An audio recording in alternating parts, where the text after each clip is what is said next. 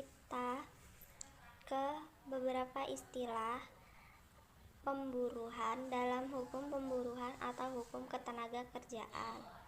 Istilah yang pertama ada buruh, pekerja, karyawan, pegawai, kuli, tenaga kerja, majikan, dan pengusaha.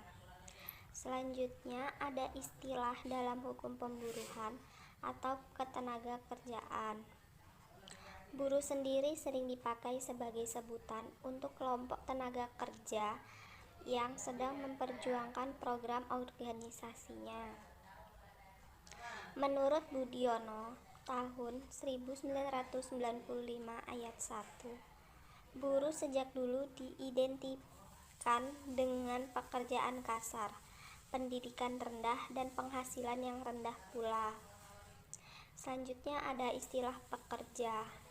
Dalam praktek sering dipakai untuk menunjukkan status hubungan kerja sebagai pekerja kontrak, pekerja borongan, pekerja harian, pekerja honorer, pekerja tetap.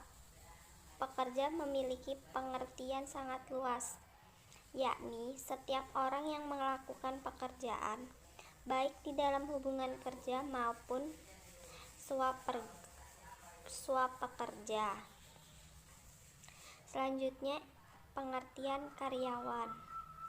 Karyawan sendiri yakni orang yang bekerja atau berkarya yang lebih diidentikan pada pekerjaan non-fisik. Sifat pekerjaannya halus atau tidak kotor.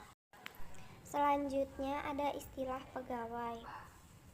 Pegawai adalah setiap orang yang bekerja pada pemerintahan, yakni pegawai negeri, sebagaimana dimaksud dalam Undang-Undang Nomor 43 Tahun 1999 tentang perubahan atas Undang-Undang Nomor 8 Tahun 1974 tentang pokok-pokok kepegawaian. Selanjutnya, istilah buruh terdapat dalam 4 buah undang-undang, yaitu yang pertama Undang-Undang Nomor 23 Tahun 1948 tentang pengawasan pemburuhan. Yang kedua, Undang-Undang Nomor 22 Tahun 1957 tentang penyelisihan pemburuhan. Selanjutnya yang ketiga yaitu Undang-Undang Nomor 21 Tahun 2000 tentang serikat pekerja atau serikat buruh. Selanjutnya yang terakhir yaitu Undang-Undang Nomor 13 Tahun 2003 tentang ketenagakerjaan yang menyamakan istilah buruh dengan pekerja. Selanjutnya ada istilah tenaga kerja. Istilah tenaga kerja itu mengandung pengertian lebih luas lagi, meliputi penjabat negara, penjabat negeri sipil atau militer, pengusaha, buruh, swakerja, pengangguran, dan lain-lain.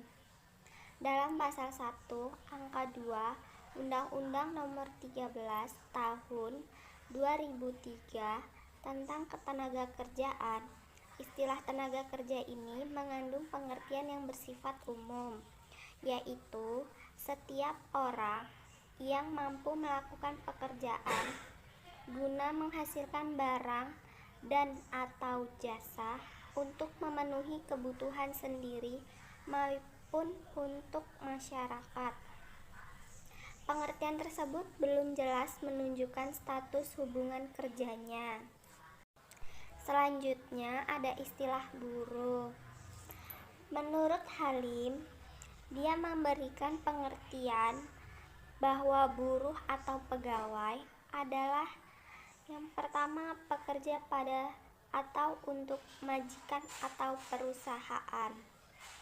Yang kedua, imbalan kerjanya dibayar oleh majikan atau perusahaan.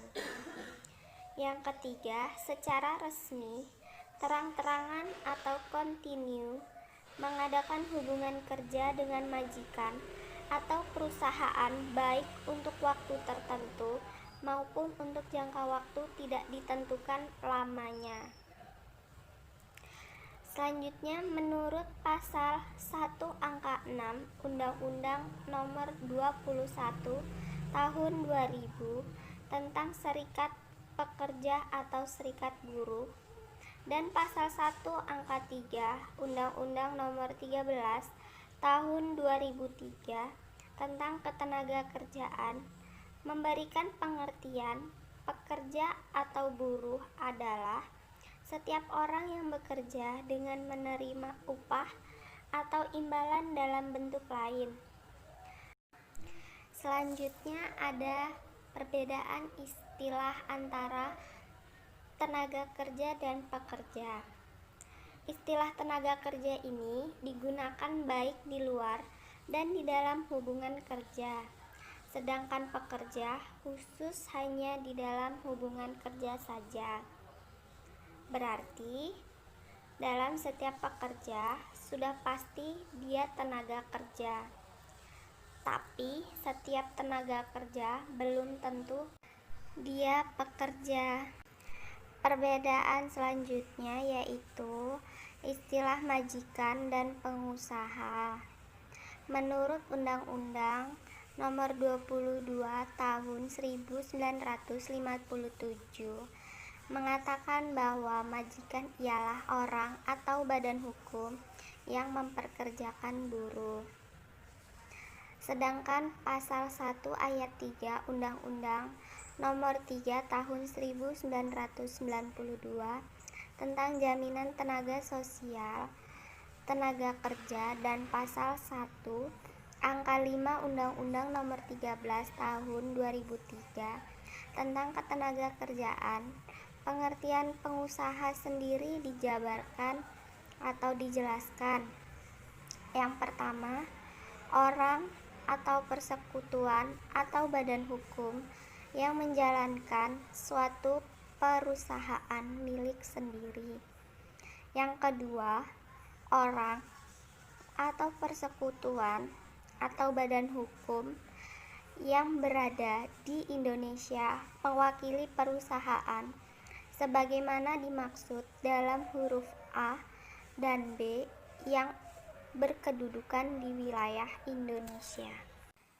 Yang ketiga, orang, persekutuan atau badan hukum yang secara berdiri sendiri menjalankan perusahaan bukan miliknya. Selanjutnya ada beberapa pengertian hukum ketenagakerjaan. Yang pertama, menurut Molenar dalam Asikin, dia menyebutkan bahwa hukum perburuhan adalah bagian hukum yang berlaku, yang pokoknya mengatur hubungan antara tenaga kerja dan pengusaha, antara tenaga kerja dan tenaga kerja, serta antara tenaga kerja dan pengusaha. Yang kedua, menurut M.G. Levenbach dalam Manulang, ia menyebutkan bahwa hukum perburuhan adalah hukum yang berkenaan dengan hubungan kerja, di mana pekerjaan itu dilakukan di bawah pimpinan dan dengan keadaan penghidupan yang langsung bersangkut paut dengan hubungan kerja itu. Selanjutnya, yang ketiga ada N.E.H. van Esveld dalam Manulang. Dia menyebutkan bahwa hukum perburuhan tidak hanya meliputi hubungan kerja, di mana pekerjaan dilakukan di bawah pimpinan, tetapi meliputi pula pekerjaan yang dilakukan oleh swakerja yang melakukan pekerjaan atas tanggung jawab dan risiko sendiri, dan lain-lain. Selanjutnya ada hukum ketenagakerjaan yang tidak mencakup pengaturan. Yang pertama, swapekerja atau kerja dengan tanggung jawab atau risiko sendiri. Yang kedua, kerja yang dilakukan untuk orang lain atas dasar kesukarelaan. Yang ketiga, tugas seseorang mengurus atau wakil suatu organisasi atau perkumpulan. Selanjutnya ada asas, tujuan, dan sifat hukum ketenagakerjaan. Yang pertama, asas.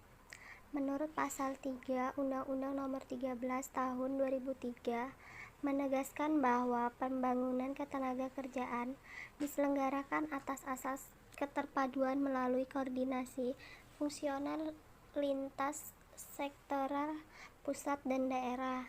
Asas pembangunan ketenagakerjaan sendiri pada dasarnya sesuai dengan asas pembangunan nasional, khususnya asas demokrasi dan asas adil dan merata.